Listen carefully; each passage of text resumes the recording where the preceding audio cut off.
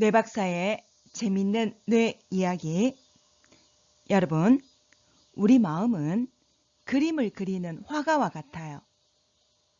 우리 마음이 그림을 어떻게 그려내는지, 또 뇌는 그림을 어떻게 채색하는지 지금부터 살펴봅시다. 마음은 그림을 그리는 화가와 같다고 했어요. 그렇다면 그 화가가 그려낸 그림은 화가의 마음인가요? 사과를 그린다 칩시다. 사과를 살펴보고 탐구를 해요. 마음속에 사과가 생겨나기 시작해요. 사과 그림을 그리려면 반드시 마음속에 사과를 완성해야 해요. 사과를 그린다는 건 결국 외부에 있는 사과를 그리는 게 아니라 그 마음속에 사과를 그리는 거죠.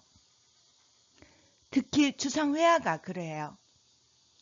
눈으로는 볼 수 없는 뭔가를 그리는 기법이에요.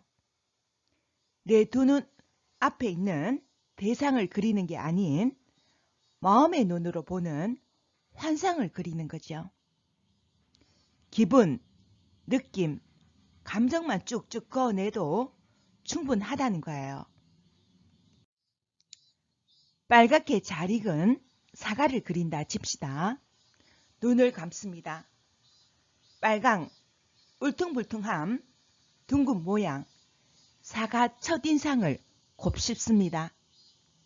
눈을 뜨고 사과 냄새를 맡아봅니다. 통통 두드리고 살살 문질러 봐요. 베어 물어 맛도 봅니다. 이제 붓을 듭니다. 마음의 눈으로 느낀 걸 쏟아붓습니다. 새콤달콤한 냄새를 그리려면 튀는 색을 써야겠어. 쌉싸름한 맛 담으려면 날카로운 선도 빼놓을 수 없지. 이러다 보면 사과 모습은 온데간데 없고 선, 도형, 온갖 색채만 캔버스에 뿌려지게 돼요. 세자는 사과가 꼭 빨간색일 필요는 없다고 주장했어요. 마티스는 사과? 빨간색 근처에도 가지 마. 파란색이든 검은색이든 너가 느낀 대로 칠해 라고 주장했죠. 피카소는 사과? 둥글게도 그리지 마. 세모든 네모든 너가 느낀 대로 그려 라고 설파했어요. 칸딘스키는 해머를 들고 와서 사과를 박살내버립니다. 사과 자체를 없애버리는 거지요. 사과를 사과로 그리지 마. 아니, 눈앞에 사과가 있어야만 그릴 수 있다는 생각부터 지워버려. 첫 질문으로 돌아갈게요. 그림은 그림이의 마음인가요? 마음속에 사과가 자리 잡으면 빨리 그릴 수 있어요. 일일이 외부의 사과와 대조할 필요가 없죠. 중심이 외부 세계가 아닌 탄력 있는 마음속에 있기 때문이죠. 외부 사물에 얽매이지 않고 관점을 자유로이 이동할 수도 있어요. 그렇다고 사과 그림이 제멋대로인 건 아니지요. 사과를 그린다 해놓고 상치나 쑥갓을 그리진 않잖아요. 세자는 사과 한 알로 파리를 뒤집어 놓겠다 다짐했어요. 그 말대로 파리뿐 아니라 온 세상을 깜짝 놀라게 했어요. 여러분, 세잔 그림을 볼 때 우린 사과를 보는 걸까요? 사과 그림을 보는 걸까요? 아니면 사과 그린 세잔 마음을 보는 걸까요? 이번에는 마음은 그림을 그리는 화가라는 주제로 말씀드릴게요. 우리 마음은 화가처럼 능히 모든 세상 일을 그려내요. 세상이 이렇게 펼쳐진 건 우리 마음의 그림이에요. 뭔가 딱 고정된 실체로 존재하는 게 아니에요. 화가와 같은 마음이 장난을 쳐서 그렇게 만들어내고 있어요. 화가가 호랑이를 그렸어요. 마술사가 마술을 부려서 호랑이를 만들어냈어요. 근데 그 화가가 혹은 마술사가 만들어낸 호랑이가 저를 만든 마술사를, 화가를 잡아먹어버렸어요. 이게 중생 노름이에요. 자기 생각과 마음에 자기가 죽는 거예요. 자기가 환술로 만들어낸 이 호랑이한테 자기가 잡혀먹는 것이에요. 깃발이 바람에 나부끼고 있었어요. 이 광경을 보고 두 스님이 논쟁을 해요. 한 분은 깃발이 움직인다, 다른 분은 바람이 움직인다 주장했어요. 해능이 말했어요. 바람이 움직이는 것도 깃발이 움직이는 것도 아니다. 그대들 마음이 움직이고 있을 뿐이다. 움직이는 건 마음뿐이라는 거예요. 우리는 순간적으로 좋을 때가 있고 또 순간적으로 싫을 때가 있어요. 갑자기 미워지고 갑자기 사랑하는 마음이 들고 내 마음이 좋아하고 싫어하는 것인데 그걸 모르고 애증에 끄달려 다니면서 끊임없는 윤회를 되풀이해요. 그럼 어떻게 해야 이것에서 벗어날까요? 살펴야 합니다. 누군가 싫다 하면 무조건 싫어하지 말고 그 마음을 살피고, 좋다 해도 무조건 좋아하지 말고 그 좋아하는 마음을 살피세요. 그럼 뭔가 얻어지는 게 있을 거예요. 뭐냐? 일체 우주 만물이 다 내 마음에 비친 그림자라는 걸 알게 될 것이에요.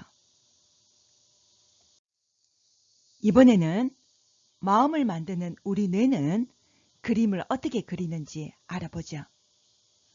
화가는 연필로 밑그림을 그리고 물감으로 채색을 해요. 하지만 뇌는 오직 뉴런으로 그림을 그려요.